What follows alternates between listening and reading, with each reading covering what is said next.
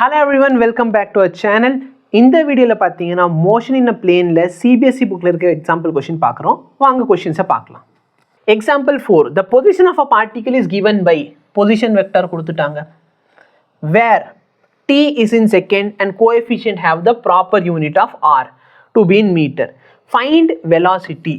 நல்லா பாருங்க, இந்த பொசிஷன் கொடுத்துட்டு velocity கேக்குறான். velocity வேணும்னா இந்த பொசிஷனை என்ன பண்ணா போதும், டிஃபரன்ஷியேட் பண்ணா போதும். இந்த இடத்துல 3t இருக்கா, t யை டிஃபரன்ஷியேட் பண்ணா என்ன ஆயிரும் 1. அப்ப 3i cap. இந்த இடத்துல பாரு 2t square, t square differentiate பண்ணா 2t கிடைக்கும். அப்ப 2 into 2 என்ன ஆயிருச்சு 4t j cap. இங்க 5 இருக்கு, டைம் இல்ல, அப்ப இது ஒரு கான்ஸ்டன்ட் டிஃபரன்ஷியேட் பண்ணா 0. கரெக்டா இல்லையா? அப்ப வெலாசிட்டி கேட்டாங்க, இதுதான் சார் உங்களோட வெலாசிட்டி. அண்ட் ஆக்சிலரேஷன் கேக்குறாங்க. அண்ட் ஆக்சிலரேஷன் வெலாசிட்டி நான் திரும்பி டிஃபரன்ஷியேட் பண்ண எனக்கு ஆக்சிலரேஷன் கிடைச்சிரும்.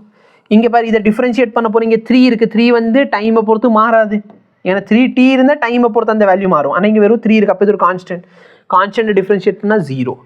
4t, t யை டிஃபரன்ஷியேட் பண்ணா 1 ஆயிரும். அப்ப இங்க ஆன்சர் வந்து 4j cap. ஸோ இதான் வெலாசிட்டி, இதான் acceleration. Find the magnitude and the direction of velocity. Okay. At t is equal to 1 la magnitude கேக்குறாங்க. இதான் சார் velocity. velocity ஓட value at t is equal to 1. t ஓட value 1 னு போட்டா என் velocity என்ன?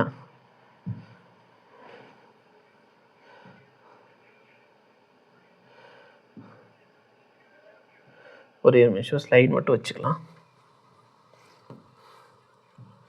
So டீயோட value 1 னு போட்டால் என் velocity என்ன கிடைக்குது எனக்கு 3i cap plus 4j cap.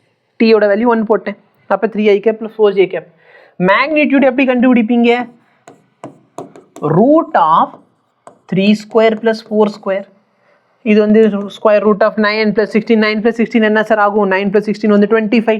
25க்கு root எடுத்தீங்கன்னா 5 வரும். அப்போ இதுதான் மேக்னிடியூட் ஆஃப் வெலாசிட்டி. அதானே கேட்டிருந்தா. Find the magnitude and the direction. Okay, magnitude of velocity கண்டுபிடிச்சு, இப்போ direction கேட்கலாம். நல்லா பாரு, 3i cap 4j cap. இப்போ direction என்ன? இதான் direction, இதான் alpha. ஒன்று tan alpha is equal to b sin theta by a plus b cos theta. அந்த ஃபார்முலா யூஸ் பண்ணிக்கோ. இங்கே angle between the vector 90 degree. அப்போ b sin theta னா b இருக்கும், cos theta cos 90 ஓட வேல்யூ 0 ஆயிரும். அப்ப சிம்பிளா நீ இந்த இடத்துல கண்டுபிடிச்சேன்னா எனக்கு tan alpha என்ன கிடைக்கும்? tan alpha is equal to 4/3. Sir இந்த ஃபார்முலா இருந்து எப்படி இது வந்துச்சு அப்படின்னா b sin theta by a plus b cos theta. a-க்கும் b-க்கும் நடுவில் இருக்கிற ஆங்கிள் எத்தனை டிகிரி? 90 டிகிரி.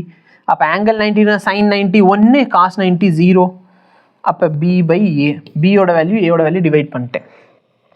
இப்போ நிறைய பேர் கேட்கலாம், சார் இப்பயும் பாருங்க இதெல்லாம் ஹோல் நம்பரே வராது அப்படின்னா இது ஒரு ஸ்பெஷல் ட்ரையாங்கிள். ஓகேவா? இது ஞாபகம் வச்சுக்கிறது ரொம்ப சிம்பிள். இந்த சைடு 3, இந்த சைடு 4, ரிசல்டன்ட் 5. அப்போ இந்த ஆங்கிள் எத்தனை டிகிரி ஞாபகம் வச்சுக்கோ? 5, 4, 3. இந்த 5க்கும் 3க்கும் நடுவில் இருக்கிற ஆங்கிள் 53. ரொம்ப சிம்பிள். 5க்கும் 3க்கும் நடுவில் இருக்கிற ஆங்கிள் எவ்வளோ டிகிரி? 53. அப்போ உடனே 5க்கும் 4க்கும் நடுவில் இருக்கிற ஆங்கிள் 54னு சொல்லாதீங்க, 90 டிகிரி. நல்லா பாரு, 3த்தையும் கூட்டினா 180 வரணும். அப்போ இந்த ஆங்கிள் எவ்வளோனா 37 டிகிரி வரும். இது ஸ்பெஷல் ட்ரையாங்கிள். இதோட வேல்யூ மட்டும் ஞாபகம் வச்சுக்கோங்க.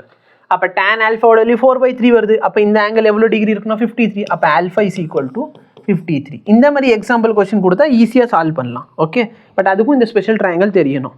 ஸோ இதான் இதுக்கான சொல்யூஷன். தேங்க்யூ.